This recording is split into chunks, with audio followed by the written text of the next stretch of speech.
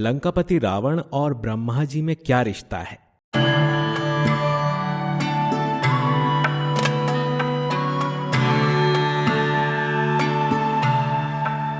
धार्मिक ध्वनि।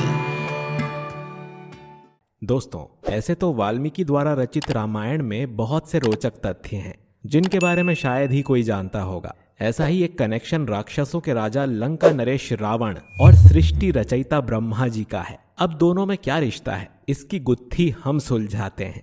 त्रेता युग में जन्मा लंकापति रावण एक ऐसा राक्षस था जो भगवान महादेव का बहुत बड़ा भक्त था। उसका जन्म ब्राह्मण राक्षस कुल में हुआ था, लेकिन उसके भीतर राक्षस जाति के ज्यादा गुण थे। ब्राह्मण होने की वजह से उसे सभी वेदों व शास्त्रों का ज्ञान था, लेकिन उसके कार्य राक्षसों की तरह थे। उसने आयुर्वेद, ज्योतिष और तंत्र विद्या का भी ज्ञान प्राप्त किया।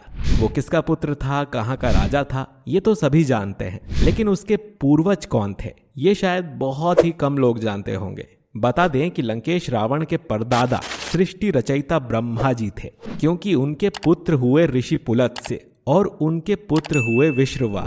ऋषि विश्रवा का पहला विवाह भारद्वाज की पुत्री देवांगना से हुआ, जिससे उन्हें पुत्र की प्राप्ति हुई, जिसका नाम कुबेर था। वहीं उन्होंने दूसरा विवाह दैत्यराज सोमाली की बेटी कैकसी से किया था, जिससे उन्हें रावण, कुंभकर्ण, विभीषण और शूर्पणखा की प्राप्ति हुई थी। इतना ही नहीं, रावण के अलावा महर्षि विश्रवा व केकसी के बहुत से पुत्र पुत्रियां भी थे। लंकेश के 7 भाई व 2 बहनें थीं, जिनके नाम अहिरावण, महिरावण, खर, दूषण, सहस्त्र रावण और कुंभिनी था। कहते हैं कि कैकसी ने अशुभ समय में अपना गर्भ धारण किया था और इसी वजह से दशानन रावण का स्वभाव बहुत ही क्रूर और राक्षसी था। इसके साथ ही कैकसी ने अपने पति से वरदान मांगा था कि उन्हें देवताओं से भी ज्यादा बलशाली पुत्र हो, जिसके चलते ही उसे 10 सिर और 20 हाथों वाला पुत्र पैदा हुआ। जब कैकसी ने इस बारे में अपने पति से पूछा तो उन्होंने उत्तर दिया कि तुमने अद्भुत बालक की कामना की थी, यही कारण है कि तुम्हें ऐसे पुत्र की प्राप्ति हुई है। सारे भाई बहनों में धन के देवता कुबेर धार्मिक प्रवृत्ति के प्राणी थे, क्योंकि उनके माता पिता दोनों ही ब्राह्मण थे। विभीषण राक्षस पुत्र होने के बाद भी विष्णु जी के भक्त थे। बाकियों में राक्षसी जाति के गुण भरे हुए थे। रावण ने 3 स्त्रियों से विवाह किया था, जिनमें मुख्य मंदोदरी थी। अन्य 2 में से एक का नाम धन्यमालिनी था और तीसरे का नाम कहीं उल्लेखित नहीं है। उसे अपनी तीनों पत्नियों से 6 पुत्र प्राप्त हुए थे, जिनके नाम मेघनाथ, अक्षय कुमार, अतिकाय, नारंतक, देवांतक और त्रिशिरा था।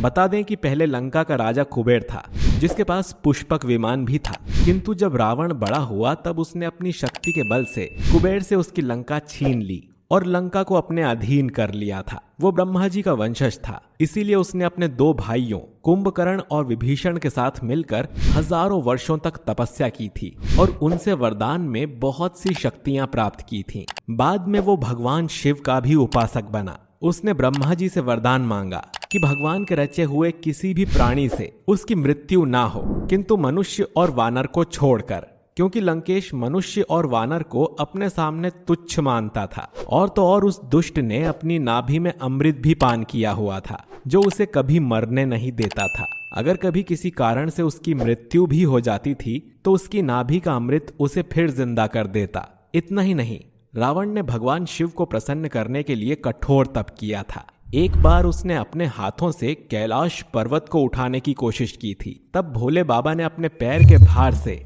रावण का हाथ कैलाश पर्वत के नीचे दबा दिया था। अपना हाथ दबने के बाद भी लंकेश शंकर जी की भक्ति करता रहा। ये देखकर शिव जी बहुत प्रसन्न हुए थे। बता दें कि रावण को वीणा बजाने में काफी रुचि थी।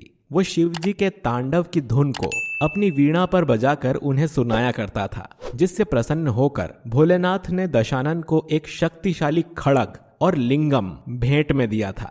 इन वरदानों को पाने के बाद लंकेश रावण की शक्तियां और ज्यादा बढ़ गई थीं।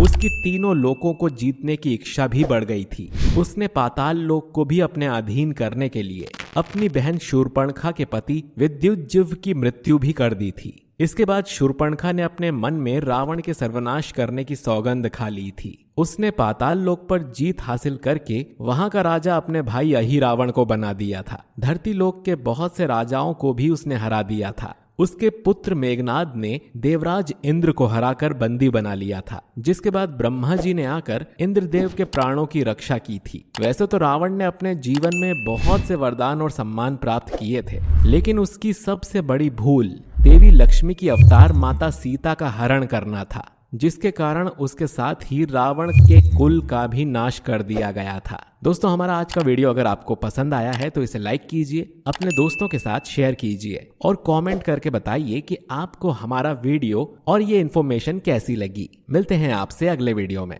जय श्री राम।